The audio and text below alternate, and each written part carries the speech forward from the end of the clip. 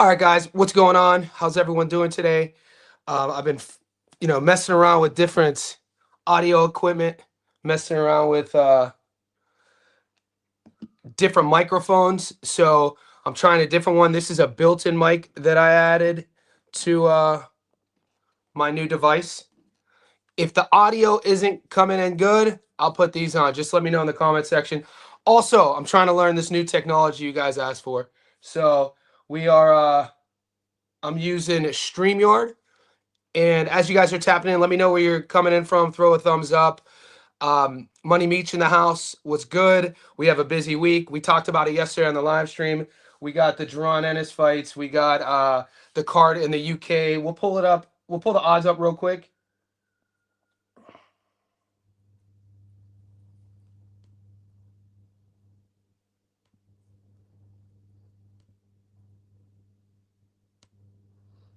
Still learning how to do this, so be patient. All right, let's see if we're gonna add to stage. All right, there we go. First ever. I'm learning, and guys, it'll be a learning experience, so be patient with me. So these are the current odds. I'm currently showing you guys sports bet down here in Australia. Bet 365. The odds are a little bit kind of similar. I see everybody tapping in. Before I get into this, I'll do my what's up. DJ Green, what's good, bro? You sound decent. All right, cool. Brandon in the house, what's good? Figueroa Lane 84. Yo, Johnny, who you got? Bud versus Benavidez. It's a big weight disparity, boys. Considering Benavidez is, a light heavyweight getting ready. He has a fight signed, fighting Anthony Yard. It's just a big weight discrepancy. No, Mike Johnny's back, so the mic sounds okay. Goat in the house, DJ. Old heads, man. We got to try to learn how to use this stuff, don't we? Okay. So, all right, perfect. So I have a screen here. I have this device here. I got 3 devices, boys. We'll see if we do this. I want to talk about. We'll get to all the specific questions. Somebody asked me about Benavidez Bud. I mean, you could tie a storyline around that if you wanted to, considering Crawford has beaten David's brother Jose. But when you think about David Benavidez, he is still pretty young. And then he's fighting a light heavyweight. Crawford, I don't see that fight happening. And the question is, would you want to see that fight? Here's an odd I want to bring up real quick. Adu, shit, yeah. You boys are too kind, man. As you're tapping in, we'll get to more and more questions. I'm gonna go live twice today. So I got this live. I'm gonna upload I'm gonna get right into it, guys. I'm gonna drop the Jaron Ennis versus Uisma Lima prediction. It's gonna be no shocker who I'm going with. You know what I'm saying? I'm obviously going with Boots. I think the shocking bit is this component. The more I do the film study, and I'm going to pull the odds up so you guys can see this here, because the money line, even if you like Jaron by knockout, which everybody is thinking, $1.26 to take Boots by knockout, right? $100 on that gets you your money back plus $26. I mean, is that enough juice worth the squeeze? Is that? Do you see this playing out? Even though this is Boots' first fight at 154, even though Lima, we talked about it, Lima's only loss is to Aaron McKenna in a decision. McKenna couldn't get him out of there, and Aaron McKenna could crack. So my upload, if you guys haven't hit notifications yet on my channel, click the bell so you never miss one of my edited stats on live videos, and I give you more evidence on why I like this bet. So you guys could see that. Okay, this bet, let's add it. It's Ennis on points. Ennis on points. You put $100 on Ennis to win. You get your money back plus $350. I really like that bet. So it just depends on where you want to put your money. You know what I'm saying? So this is what you would call a method of victory bet. On the money line, Boots, I'm taking this bet. I talked about it yesterday on my live stream. I already have action on this bet. I'm going to be posting it in our Discord today. I'm going to be putting it up on our YouTube channel. So if you haven't joined the Discord, guys, the link is pinned here in the comments section below. And it's a couple bucks a month. You become a Johnny Says Boxing Insider. I give you more than just my money line picks. It's a great community. We're at about 240 people now in the Discord. So join here, sign up here. It's a couple bucks a month. You get more access on YouTube. You get more accessibility on the live streams. As you can see, you get first access to my Stats Don't Lie videos, and you become part of that community. But I'm posting this today. I really like Boots by decision. It is, $4.50, so it's not a gimme. But when you weigh that with the logical reasoning on Boots by knockout, I just don't like that pick. So that's where we're gonna go. I'm gonna answer some of these questions now. Ezekiel Lopez, Janibek is a lot bigger than Crawford too. Yeah, Janibek, he's a big dude, guys. Janibek, if we remember, he was supposed to fight Hamza Shiraz. Shiraz pulled out. We know that Shiraz ended up, moving up at 68 against Berlanga. And then Janibek's missed weight before too. He fought Andre Mikhailovic, like a very club level Aussie, and he played with his food.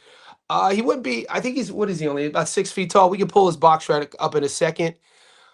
Andres Bansalon, what is my thought on Boston versus Fawaz? So let's talk about that, guys. Let's talk about Boston versus Fawaz real quick. Let's pull those odds up.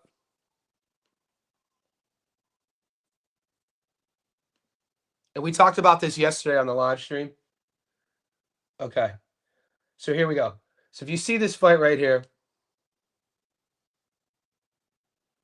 Boston's $1.40. Boston's $1.40 on the money line. The draw 16-1. Fawaz is $3.25. So a little bit over than a 2-1 underdog. Guys, if you watch the first fight, I thought that Bilal Fawaz won the fight. I know he's a little bit older. We know there's, I think, a 14-year age gap. I mean, I like Bilal Fawaz to win this fight too. Like I said, give me 1 second. Let's pull up the scorecards on that first fight.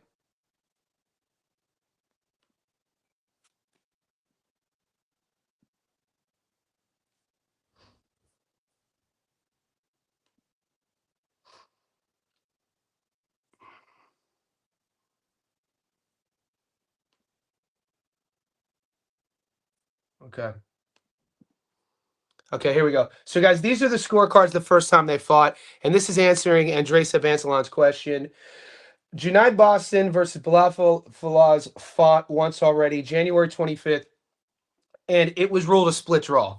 I rewatched that tape. I talked to some of the boys who are in the Discord. Some of the guys are, especially one of my boys who makes a living off of this out of America. He agreed with me, man. The scorecards had one scorecard 95-95. The other scorecard had it 97-93 Fawaz, and the other judge had it 96-94 Boston.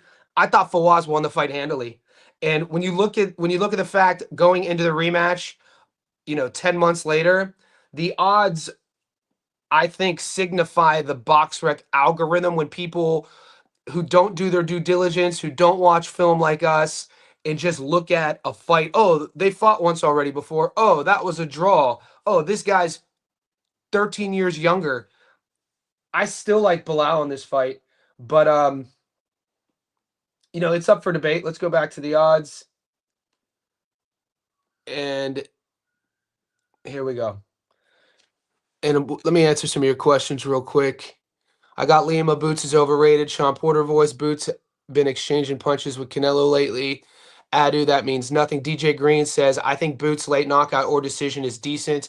Yeah, so the over 7, guys, this might also be the money pick. And we'll get to Fawaz. We're floating between conversations here. But let me show you this bit. Let me show you this bet. And this is something that Julius brought up on the live stream yesterday. If you don't like the $1.23 Boots by knockout, or the $4.25 pick Boots to win decision, something that's in the middle that I really, really like is the over here. So have a look at your book. Right now, my markets are giving me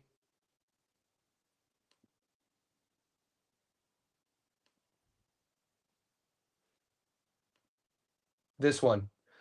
I really love this bet here. So over 7.5, you get $1.89. So $100 on Boots and Lima to go over 7.5. $100 gets you almost 90 back. It's almost 1-1. I mean, the odds are great on that. It just depends on what you want to go heavy on. I think, yeah, I think that's the over 7.5 is obviously a safer bet because you even if Boots knocks him out late, you up your you up your odds from 123 to 189.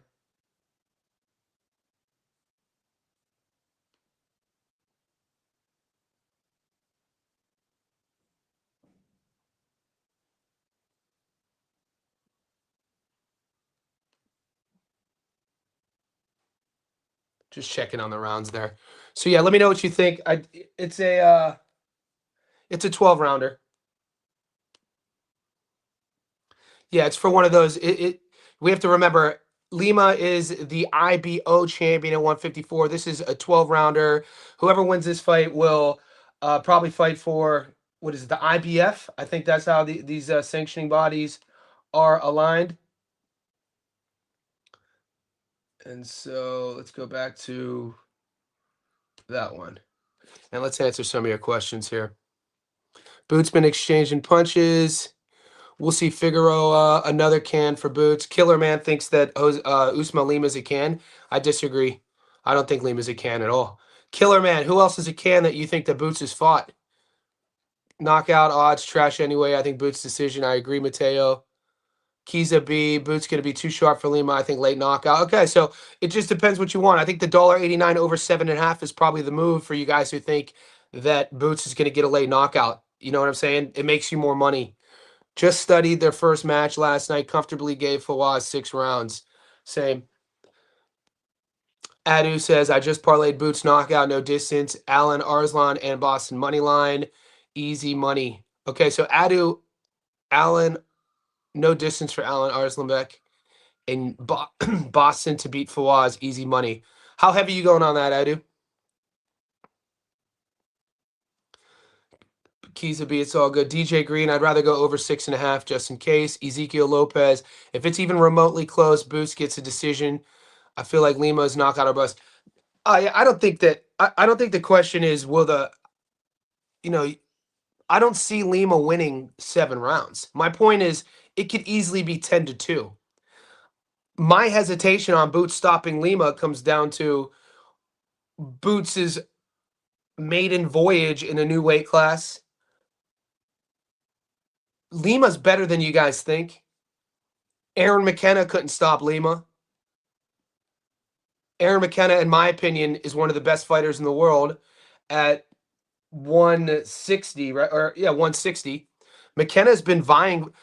How many guys out there are asking to fight Alam Hanalei? How many guys are putting their hand up asking to fight Adamas? Aaron McKenna, if you follow him on Instagram, he's been campaigning for these fights for a long time. So he was the bigger guy against Lima, and he couldn't get him out of there. So with all that said, I'm not saying it's going to be a 7-5 points decision. It could be a 10-2 points decision, 8-4, that sort of thing. Figaro, how much would $100 on Lima get you? $100 on Lima would get you 1,500. Let's do it real quick. Okay, so Lima here, 14-1. We'll throw 100 on him real quick. So Lima to win on the money line, you get your money back plus 1,300. So yeah, he's a $14 underdog, which is quite significant. Charles Oliveira, the easiest money of the weekend. We'll get to MMA in a second. You know, we have the Contender Series fights going on tomorrow. There's UFC fights this weekend. We have a lot of boxing to cover. We got obviously the Boots Lima card, but there's also another fight on this card. Let's go over the odds real quick. I think I talked about it yesterday on the live stream. I think there's going to be a few upsets this weekend. I think regarding the Vegas odds at the moment, I think they got it wrong on a few of these fights. I'm not gonna lie. I really like Bilal Fawaz, like I already told you, is the dog. I mean, so many people are quick to write off Reese Bellotti against Padley. It's like, how much credence do we give Josh Padley for getting stopped against Shakur Stevenson? And how much do you take away from Reese Bellotti for getting stopped in the 12th round only a few months ago against Ryan Gardner? I'm not saying I'm leaning on Reese Bellotti, but it's important to ask, are people overlooking Bellotti in this fight? He's a $3.40 underdog. We got Dave Allen, who's an underdog against Arslan Beck. I already told you guys how I feel about that fight. I'm going to be uploading my breakdown on that. But here's the one on the Boots Ennis card right here. So Tamir Smalls versus Jose Vasquez. I think Tamir Smalls is going to be on upset alert. I'm not quite convinced that I'm picking Jose Ramon Vasquez at the moment. Yeah, BoxRec's a mess right now. Okay, BoxRec.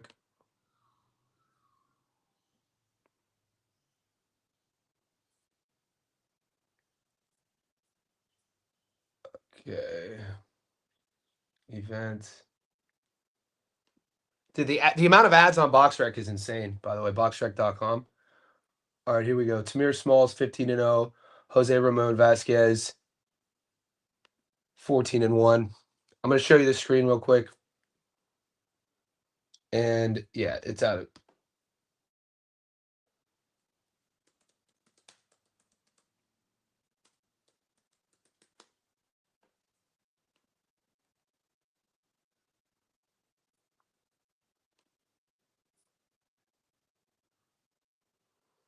Okay, so this is Tamir Smalls, like I told you. He's 26 years old. He's a Philly guy. He's 15-0, 11 knockouts. He's fighting Jose Ramon Vasquez, who's 14-1. Vasquez is a 6-1 dog. Have any of you guys done tape on Tamir Smalls and Vasquez? I was asking the Discord this exact question. I'm not like putting my money on Vasquez yet, but when I'm looking at this matchup, Tamir Smalls is 5'9". Vasquez is 6'2", right? That matters. 14-0. He only has 6 knockouts. Who's he lost to? He's lost to Cesar Francis. He's coming off a win against Jaleel Hackett, in which he was an underdog. Yeah, I'm not seeing anything that jumps off the page just yet, but all I'm saying, it's a fight to do your film study on, to kind of put an asterisk. Put this fight here as an asterisk for you bettors, as maybe sprinkling something on the dog. I'm not like, it's not my exact underdog of the week yet, but I'm gonna get into it. Will Padley, Breaking Bad in the house. All right, boys, you guys are tapping in. How do I see the Dave Allen fight going? We'll get to that in a second. Breaking Bad says Bilal Fawaz odds are dropping fast, already 2-1. Yeah, I took money on. I got Fawaz yesterday at $2.40. Tyler Randolph says I will put $5 on Lima and go heavy on Boots. I don't see Lima winning, but Figueroa prove us wrong. Breaking Bad says Padley stops Bellotti late. Top 3 confident bet of the weekend. Stops him late. Yeah, man. It's like it just really comes down to Padley versus Bellotti. I mean, nobody is going to sit here and put their hand up and say they knew who Josh Padley was before Shakur Stevenson. I mean, I think he fought Mark Chamberlain. Are you guys? I mean, Mark Chamberlain's not a household name. We knew who Reese Bellotti was. I remember watching Reese Bellotti dating back to 2019, 2020. So all I'm saying is, all I'm posing the question is, it seems to me the mainstream, the fandom, what have you done for me lately?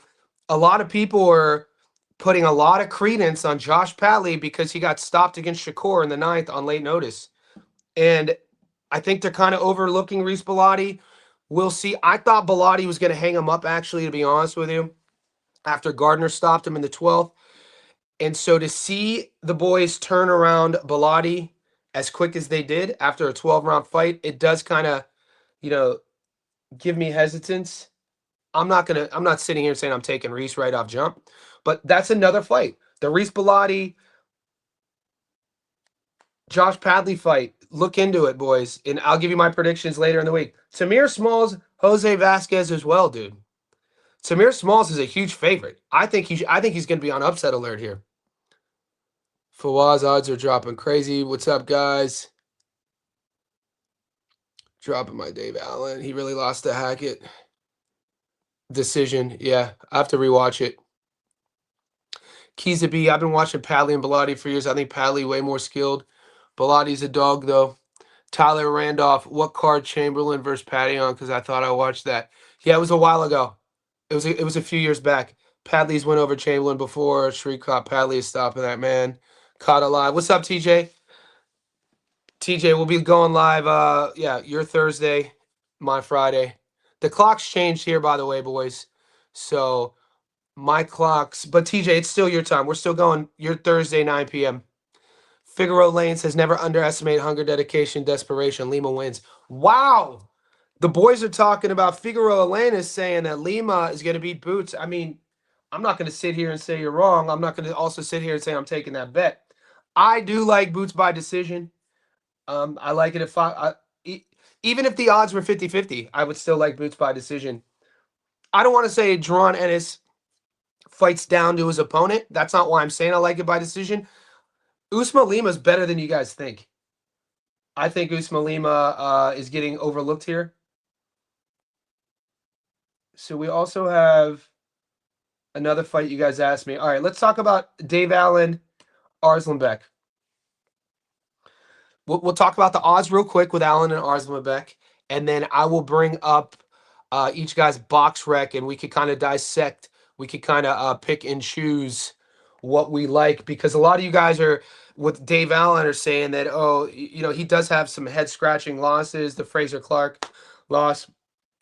But when I watch Arslanbek's tape, guys, there's nothing about his tape that screams, holy shit, this dude's scary. I've never like the media at one time, the media portrayed Arslanbek as this sort of like marauder, destroyer, one punch knockout guy.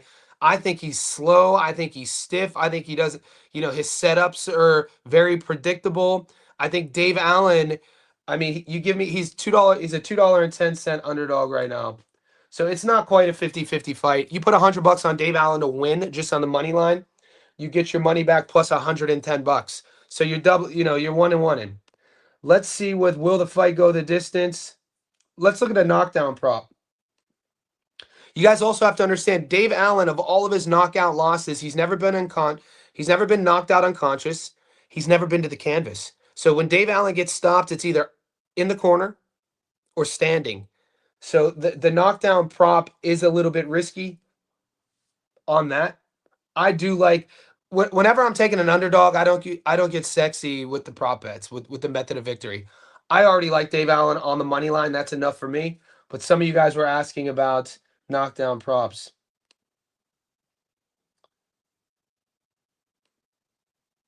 Will each guy be knocked down? Allen $1.63, Arslanbek $2.07. Yeah. So what are you guys seeing on the tape? What are you guys seeing on Arslanbek today? Somebody sell me on Arslanbek, because I know Adu, if Adu's still on this stream, I think it was Adu or Alex yesterday on the live stream was talking about they like Arslanbek, and I just didn't see it.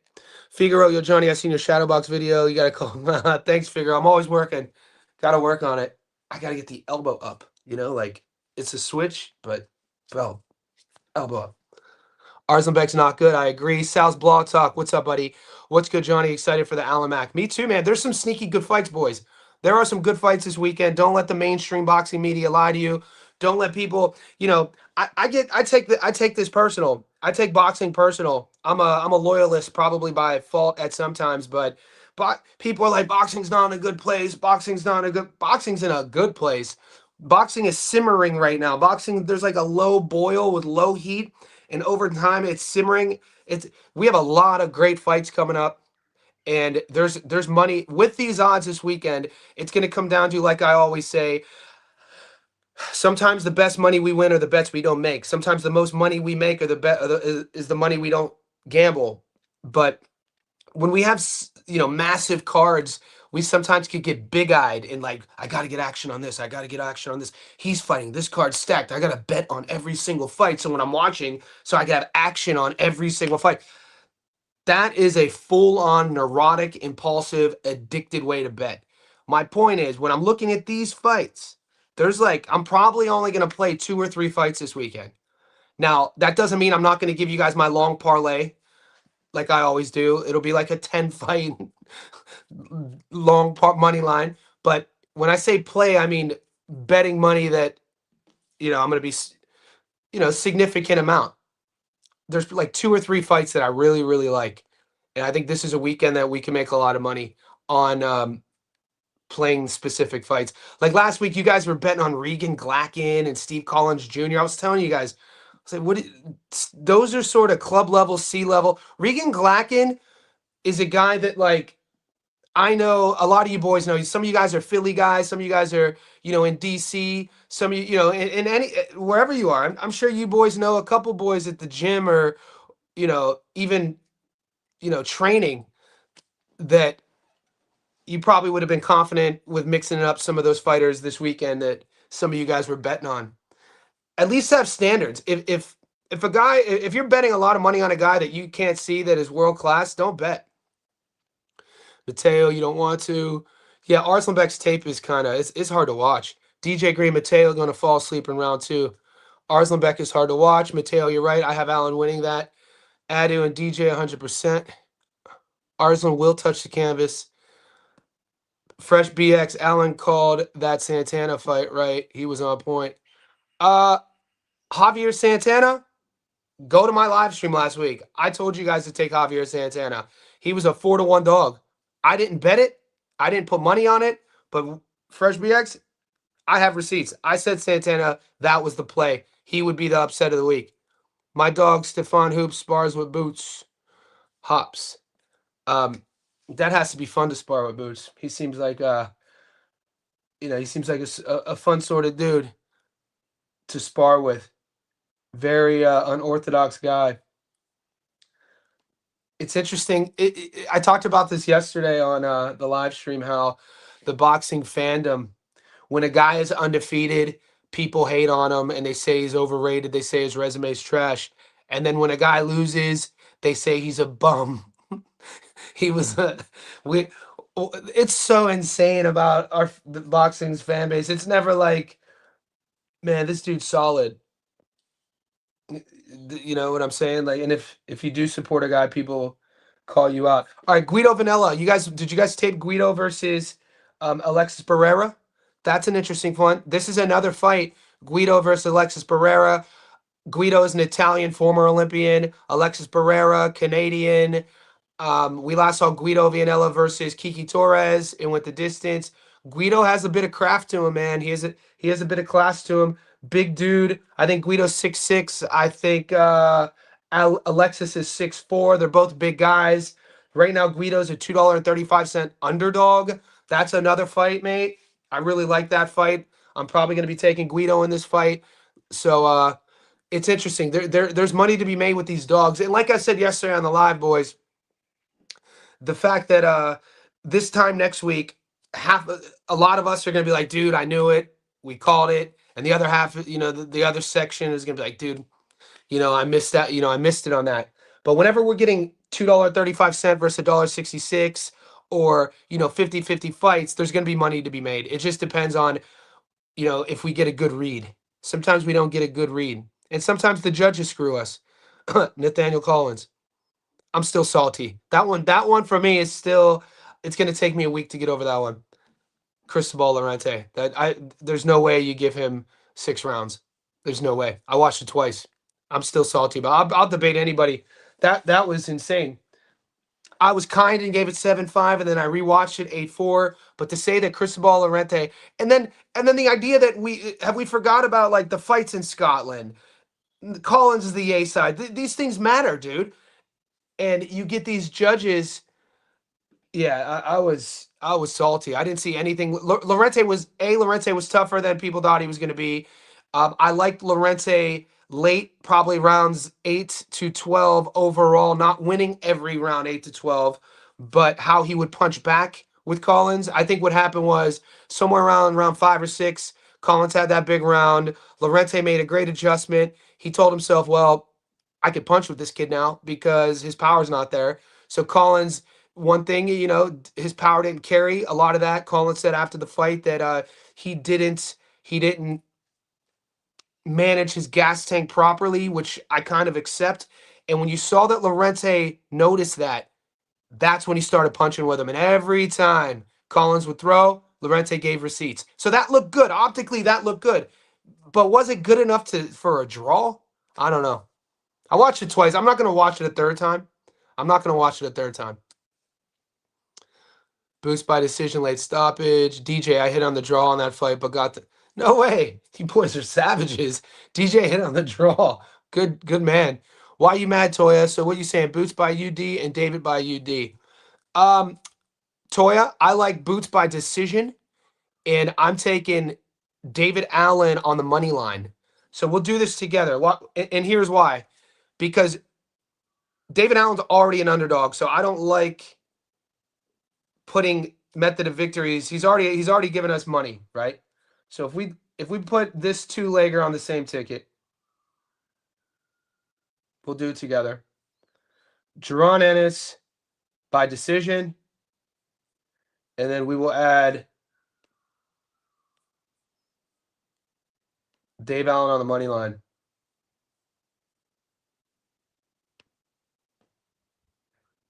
$9.45. So $100 on this gets us $945. I mean, I don't know what you're talking about, but I like this bet. $945, let's go. $100 gets me $945.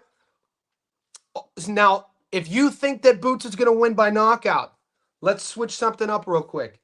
So if you think Boots is going to win by knockout, but late, the knockout only pays $1.23. So if you're catching this stream late, Toya, here's what I like. This is a way that you could still take Boots by knockout, but get better odds than $1.23. So let's remove the 450, but let's go alternative round betting, round markets. I think it's going to take Boots. If he does get the stoppage, I think it's going to be late. So my two favorite bets on that is either Boots by decision at 435, or Boots by late stoppage, which would give us over 7.5. And that over 7.5 is paying $1.89. So he gets the stoppage, anywhere from the 8th round onwards. So you put the over 7.5 at $1.89 with Dave Allen on the money line. $100 now gets you 396. So 100, almost 3-1. It just depends what you like. It depends what you like. I think that's a bit safer, but when you do your tape, when you watch my breakdown, I'm uploading it after this live stream. My stats don't lie of Ennis versus Lima. The fight to watch with Lima is Aaron McKenna. Guys, Aaron McKenna is the real deal. Aaron McKenna is a kid. He has a brother. His dad, it's well documented. His dad took the boys to America. I heard about Aaron McKenna I found out about his relevance as a legit potential world champion one day from Brian McKenzie, Bomac, from my Facebook group. It was before, because I was kind of on the fence with McKenna before the Beefy Smith fight. And then I messaged Bomac because I had heard McKenna spent a lot of rounds sparring at B&B. And Bomac, I shared these messages on our YouTube channel. I could pull these receipts up, but Bomac had nothing but great things to say. He said McKenna is married to the game, hits like a truck, tough as nails, psychologically switched on, and he couldn't stop Lima. And McKenna's a bigger dude than Boots is, and I don't like doing these. What we're doing is triangles. All I'm saying is if you need my logical reasoning to believe in the $4.40 bet, Boots by decision, that is kind of where I'm leaning on. We're not just picking bets based off we like the odds. We're picking our bets and our options based off of what we see in film study. So that to me, the McKenna not being able to stop Lima. Also, Boots never fighting at 54, his first fight at 54. I'm not going to sit here and say that Boots fights down to his opponents. I've heard some commentators say that. and they try to kind of over they try to like suggest that Karen Chukachin isn't world class. Chukachin is a tough ass opponent. So sometimes Boots takes a little while to click into gears, is what I'm saying. You know, because he's a momentum guy. He's a rhythm guy. He's a showman. He's flashy, great reflex fighter. Sometimes he does get susceptible. Um, you know, does he every now and then get hit with shots that he shouldn't get hit with if he was just here? Yeah, but that's just his style. You know what I'm saying? So that's kind of that's kind of where I'm leaning at. PJ, what's up? Got that upgrade on the screen share. I'm learning, PJ. You boys asked me. I'm learning how to do the screen share. You guys ask. You guys don't know how much effort I put into this, by the way. So I thank you for tuning in. Could we like this video though? Could you get the thumbs up? I don't know how many likes are on this, but as you're tapping in, like the video. We're 35 minutes in. We're doing another live stream today. I got 2 stats on live videos coming. It's a busy week for us. I appreciate everybody tapping in. Let's get into this even more. If I go stoppage, I got to pick what round to win some bread, like 1 through 3, 4 to 6, 7 to 12. And that's the risk, Toya. That's the risk. Ask the chat. Hey, chat, if Boots gets a stoppage,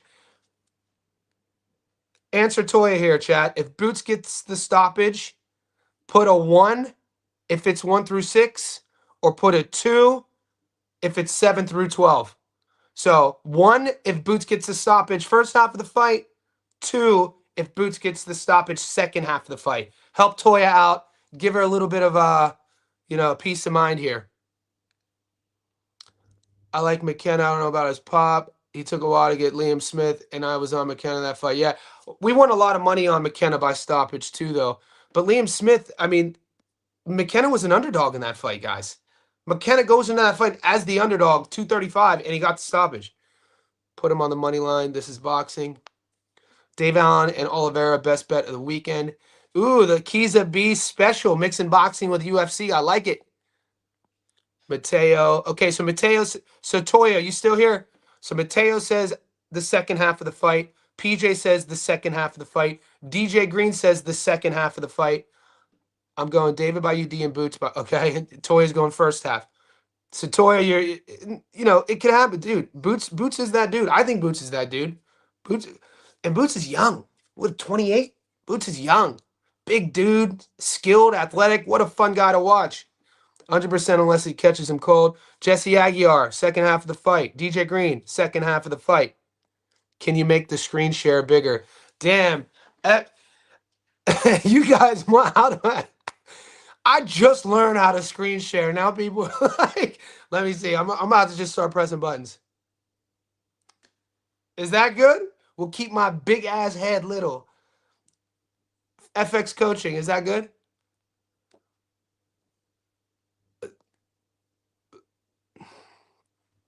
All right, good. We'll keep it there. I got a big ass head anyway. We'll keep this. This little screen makes my big head little tiny, which is good. All right, Boots knows you got to show us something special.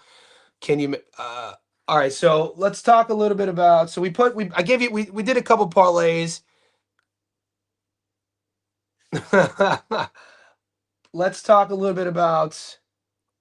There's another fight we haven't. We started with Fawaz versus Boston, Padley versus Bellotti, Allen versus Arslanbek, Tahir Smalls versus Vasquez, Guido versus Barrera. Guys, there's some good fights, mate. Somebody, anything specific? We're about 40 minutes in. Let's bring up.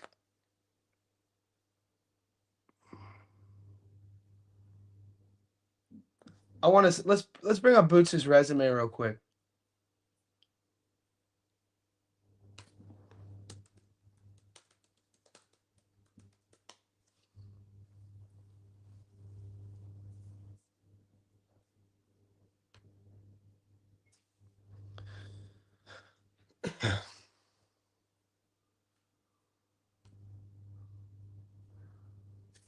Okay.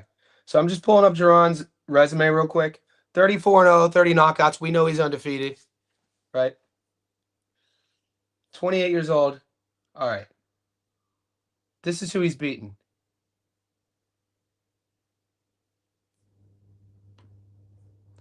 What do you like here, guys?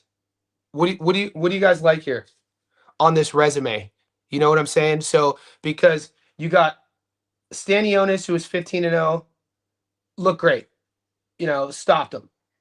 Chukachin, he fights Chukachin, Avanesian, Roman Villa, Chukachin, Custio Clayton, Thomas Sergey Lipnitz here. This Lipnitz fight at the time, that was the only kind of legit sort of world champion that Boots had fought. When we look at this resume, what do you love about this resume? Now I'm just I already told you guys I'm a Boots fan. All right, we know this. But when we look at this resume, I feel the Chukachin fight was his best win, which is like, you know, people were going to say the Stanionis win, but let me show you something real quick. And David Avanesian is no walk in the park either. So Chukachin 25-3, 13 knockouts. Still ranked number 10 in the world in BoxRec's wild algorithm, right? So since that loss, he's fought once. He has a win over Harry Scarf. His losses are to Jaron Ennis. And then his second pro fight.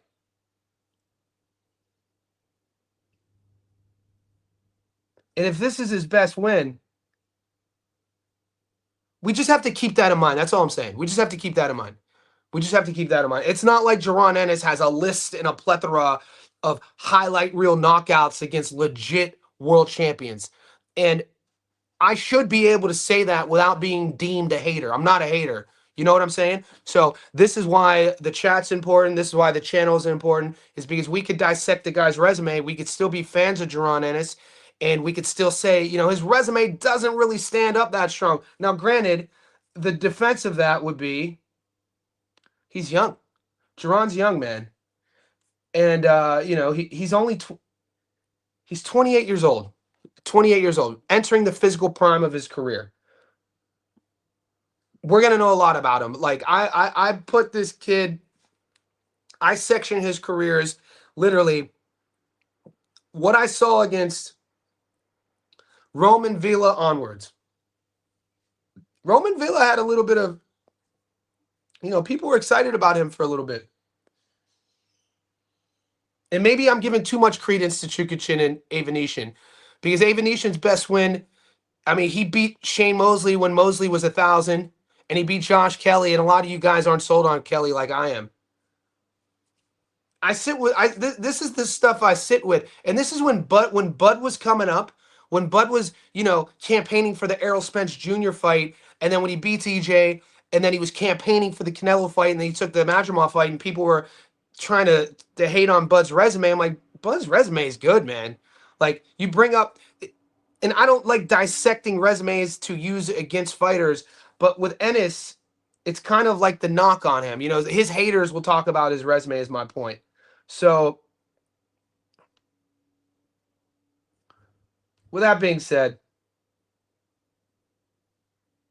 it's just important to think about. It's important to talk about. Fresh BX, if Karen gets some more fights with top guys, it'll age better. Harry Scarf. Yeah, Karen, a good boxer. I think he could get some good wins. Welterweight, not even a good division like that. No, it's not. Welterweight, 147, guys, off the top, off jump. We know who the champions are at 47. You got your boy, the fight in the UK that just happened. And then Rolly, Boots, or no, Raleigh, Norman Jr., Mario Barrios, and then the kid from the UK who just won a very interesting decision. So yeah, 147 is easy pickings, I feel. I think Stanionis. So this is something. I think Stanionis could be a champion at 47. I think he can beat at least two of those current champions. At least two. And then that stoppage by Boots would look even better, because he did, he beat Stanionis everywhere. He made him quit, his corner through the towel, and he looked exceptional. Now, what do we like from Lima? You know what I mean? So what I'm going to show you Lima. What do we like from Lima? Not a household name. Nobody's going to sit here and say that, oh shit, when they announced Boots versus the IBO world champion at 154, the boys weren't like, yeah, we're about to eat. So Lima is ranked number 9 in the world on BoxRec algorithm at 147, right? He's from Angola, lives in Portugal. Portugal. Americans will say Portugal. It's Portugal. Here's the fight I was talking about. So he fought McKenna.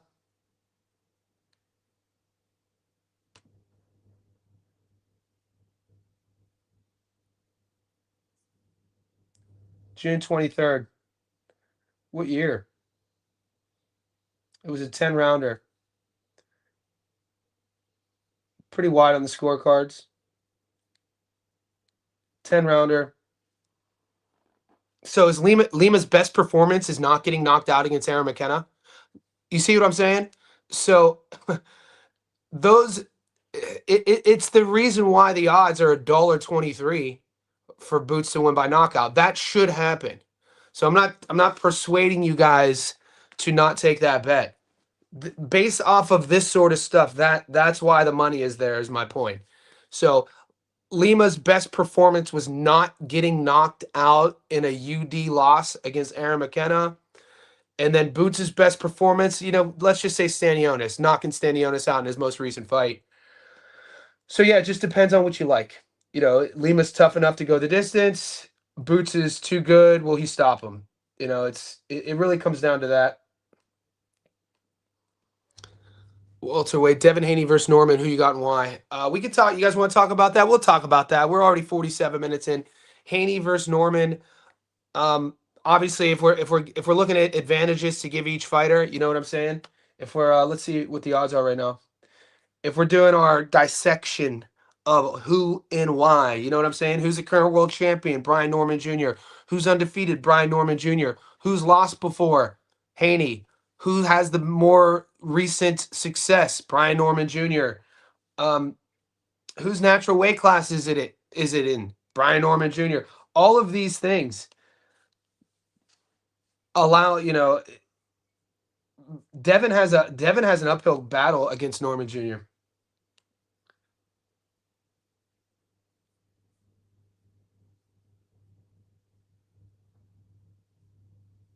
Here we go. These are the odds. I haven't even looked at these yet. Wow. What do you guys think of these odds? Guys, are these odds fair? Do you think that because it's almost a 50-50. I'll leave this on the screen while I answer Chris's question. Chris B says Johnny Lima's last 4 fights, he beat good undefeated guys that are top 15 in the world, and he was an underdog in each. He beat guys that many boxing fans don't know. So Chris, are you aligning with my side? Because I'm not saying that Lima is going to beat Jaron Ennis, but I think Lima could I think Lima could go the distance with him. I'm saying, Chris, that Lima is better than people think. So I'm siding with you on that. DJ Green, I think Lima is tough. He never been dropped. No, he hasn't.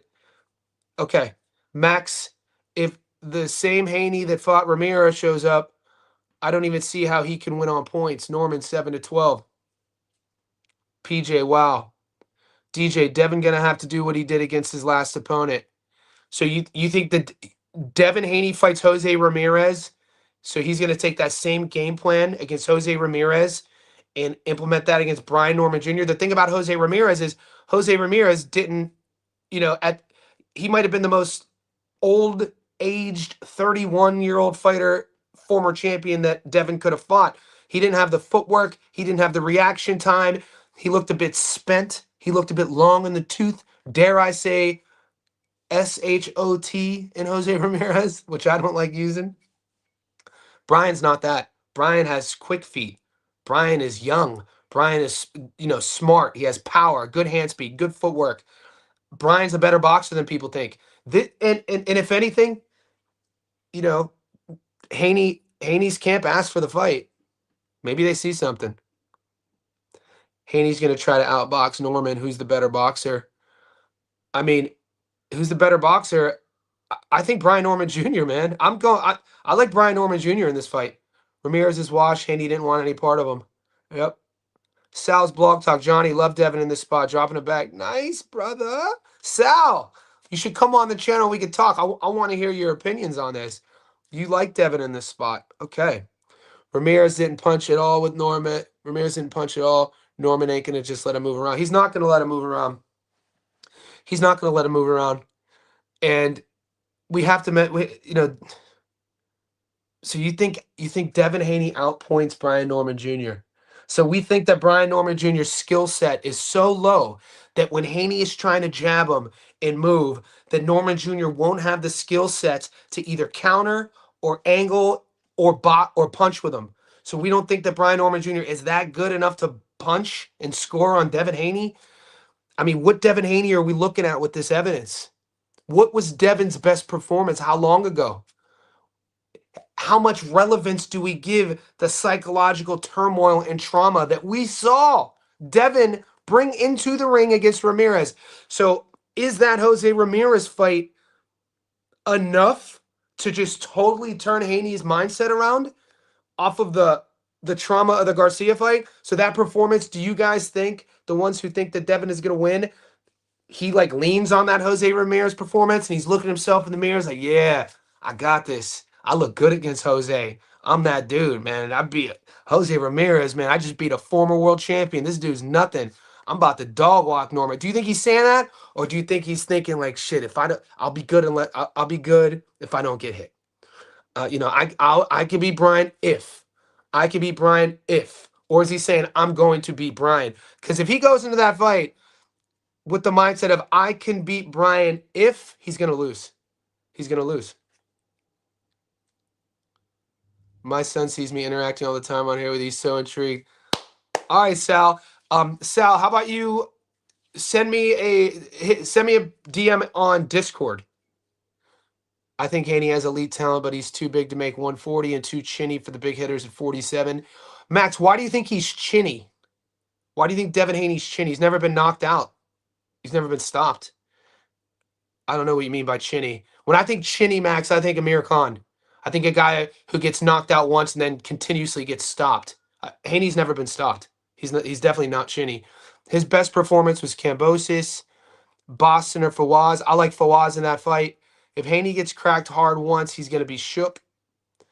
Brian is pretty good at cutting the ring. Brian is pretty good at cutting the ring outs. Brian, the thing about Brian's speed, it's explosive speed, and he doesn't stay around too long. Like the way he fought Jin Sasaki and the adjustments he made, even against from the Gio Santillan fight, because he was getting touched a lot, to the Derek Cuevas fight, to the Jin Sasaki fight. The adjustments that I was looking for Norman to make in all three was actually with his guard and his defensive responsibility. Because if you guys remember in the lead up of the Derek Cuevas fight, a lot of people were saying Cuevas was the biggest puncher that Norman had ever faced, and that Cuevas cut his teeth in Philly sparring, and Norman stopped him. And then Jin Sasaki going to that fight in Japan, the young Americans traveling to Japan. Sasaki's only lost. This is a huge step up for Norman, and then Norman stopped him. So it's kind of like we keep moving the goalposts farther and farther from really saying Brian Norman Jr. is legit. You know what I'm saying? So it's like, I'm not hating on the ones who are keep moving the goalposts farther and farther. I did the same thing, guys, with Floyd Schofield. I did the same exact thing, but I told you guys about it. Going into the Tevin fight, I said, I'm taking Farmer. I have to see more out of Schofield. And then Schofield went and did that against Tevin. I was like, oh, shit. All right. This dude, he impressed me. And, I stand on my own business, and I love being proved wrong. For me to be an old head like I am, to sit here and cheer against a young fighter when they're trying to be great, that's not what you're going to get on my channel. Just because I pick a guy to lose doesn't mean I'm hating on them, is my point. So yeah, there's a lot of the game within the game, the storyline within the storyline. It's my favorite thing about boxing. Garcia damage. Haney Norman will knock him out. Max says Linares had him on Queer Street. If Garcia fought smart, he would have also got the finish. 147 would be too much for him. Rambler says these juicers are all on borrowed time. Like Spence, he melted, and so did Canelo. Juicers, like Spence, he melted. I don't know what you mean by. I mean, I see what you're trying to say, Rambler, but I disagree, especially with the EJ component. Brendan, I think it's more that Devin stays hurt. Tyler Randolph Garcia would have.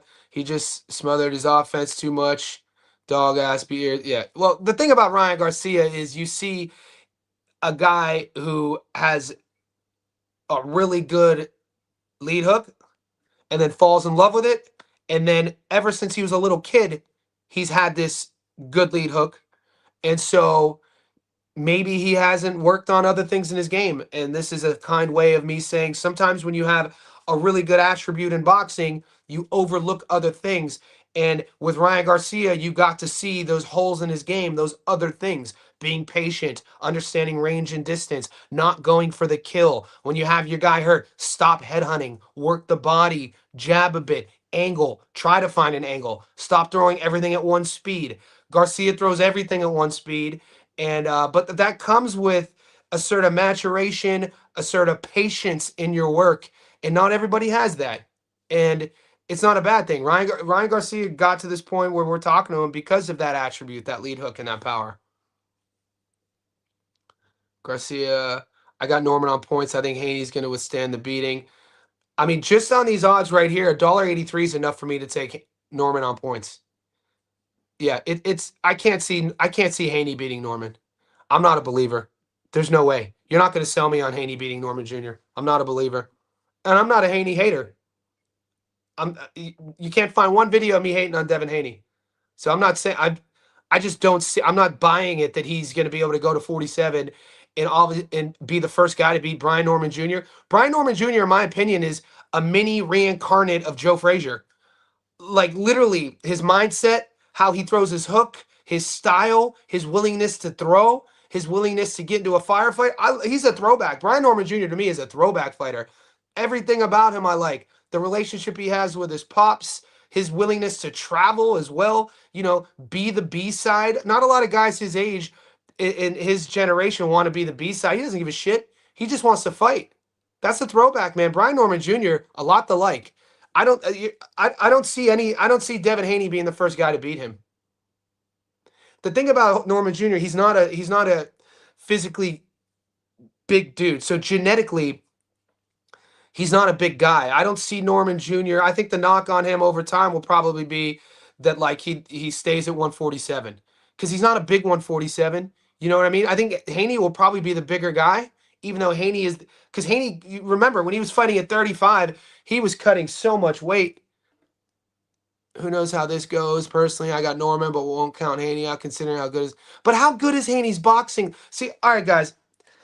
All right, guys. What about Haney? We're talking about Haney's boxing.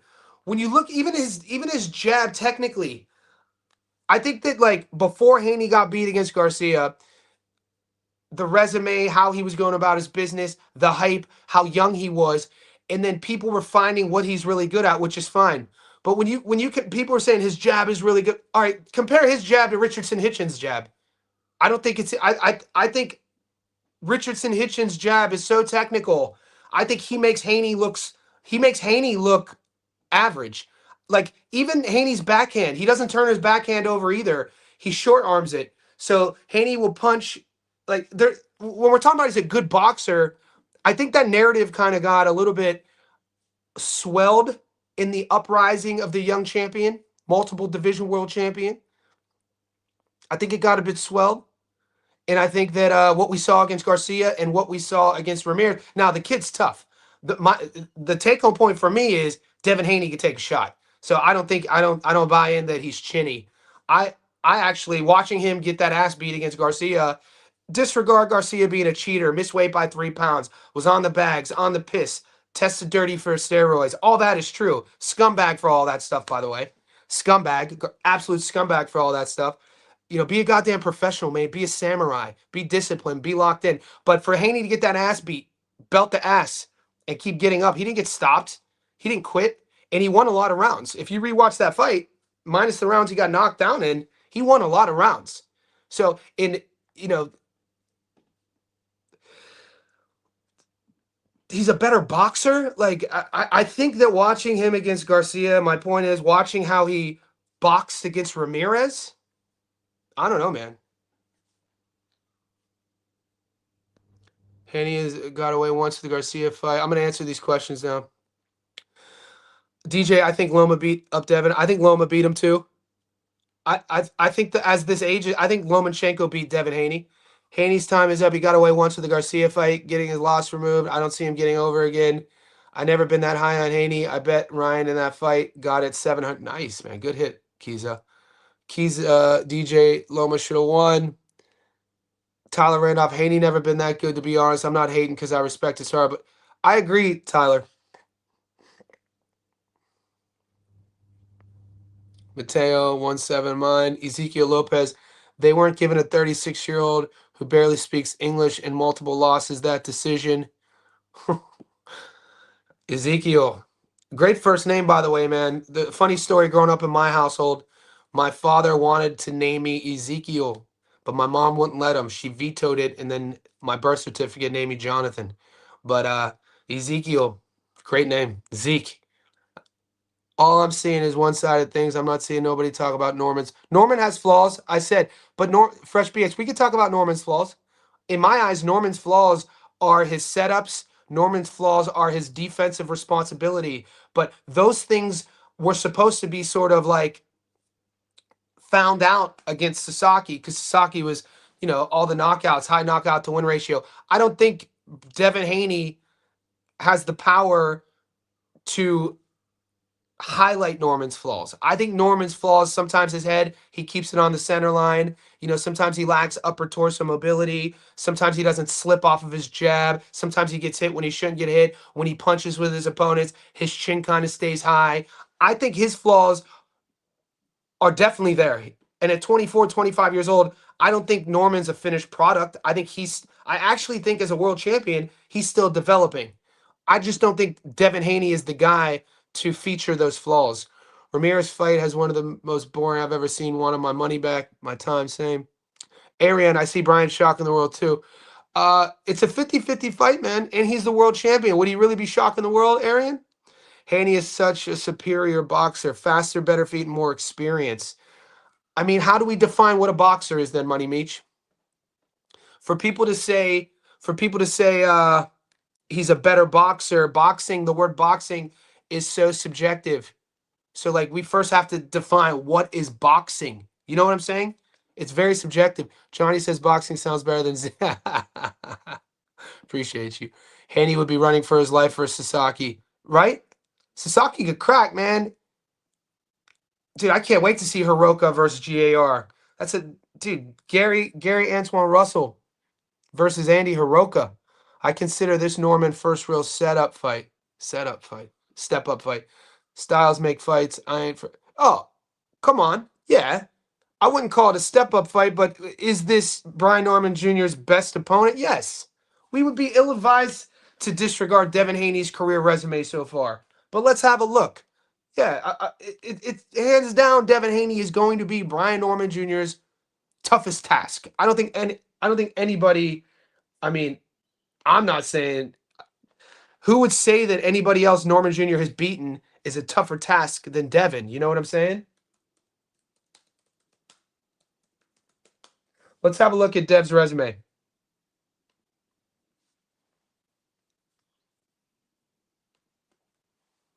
All right, boys. Let's have a look at this real quick. So do you guys like the share screen? Does the live stream work better since I learned how to use this? Just let me know, yes or no. This is freaking insane. Is Devin Haney still only 26 years old? Look at this. He's still a young man. He's still a young kid. He's only 26 years old, man. See, you got to give your props. Devin Haney, man. He gets people sleep on him. All right, 32, 15 knockouts. Let's look at this resume. These goddamn pop-ups are gonna drive me insane, boys.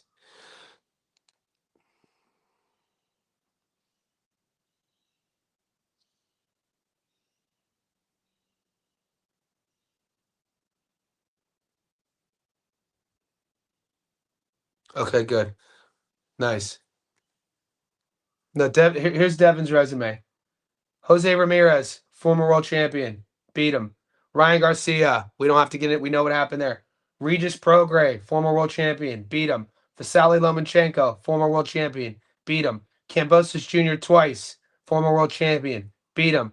Jojo Diaz, former world champion. Like, dude, the dude's resume is off the hook. The dude's resume is off the hook. This resume is crazy. Now, granted, did he really win this fight, or that was a close fight, or it should have been a split decision, or he got gifted a decision here? All that aside, all right, yeah. So we really just got to start probably at the Dungenny fight, and that's no shade on Burgos was decent. So if we start at Dungenny, that's 1, 2, 3, 4, 5, 6, 7, 8, 9, 10, 11, 12, 13. This will be his 14th fight since Dungenny. When's the last time Dev got a stoppage? I forgot I have this one too. Guys, what is Dev's best win? Money Meach, appreciate you. Addy, 100% better, but good to alternate between you and larger screen when looking at box rec books, etc. Haney's going to be the only one sleeping. What app you using, Johnny? StreamYard. I'm using, this one is called StreamYard, yeah. But it should be a loss against Ryan and Loma. I think Regis was Devin's best performance, super disciplined, could have stopped him, chose not to. Boxing fan, and I like Haney, but them shots from Norman is going to be brutal. Loma, Regis, Loma, or Regis. We're going to go to full screen real quick, and we're going to lock it up. So, guys, this is, we're about an hour and 7 minutes in. This has been fun, and I'm just going to keep getting better at this, by the way. This was my first live stream with using this software. But I think the software helps the story a lot more. It helps us tell the story and helps us keep us on track. I need to figure out sort of, because I wouldn't mind even bringing up fight samples and bringing up highlights of fights, but I don't want to get flagged. So I got to find out if I would get a copyright strike to even play fight highlights so we could start breaking shit down. Because one of my favorite things to do is breaking fight tape down and doing play-by-play on it. Because we just talked about Brian Norman Jr. and Devin Haney and the jabs. Because I could have easily brought up a split screen of Haney Jr. and Norman Jr.'s jab, and we could have talked about the technique. There's just something about Haney's jab, something about Haney's punches that I'm not in love with. It seems like he short arms a lot of his punches, and I want him to sell out more. I want him to sit on things more. But a lot of that is psychologically. He's only 26 years old, guys. He's only 26 years old, man. That's awesome. That's insane. Devin Haney's out here. He's the oldest 26-year-old I know. Guys, let's hit the like button. I'm about to close out. We were floating between 40 and 60. We're back. I'm going live again today. I'm uploading Ennis versus Lima. We got a lot of work to do. We got a lot of money to be made. Let's join the Discord. Join Johnny Says Insider Group. That link's pinned here. It's a couple bucks a month. Support the channel any way you can, whether it's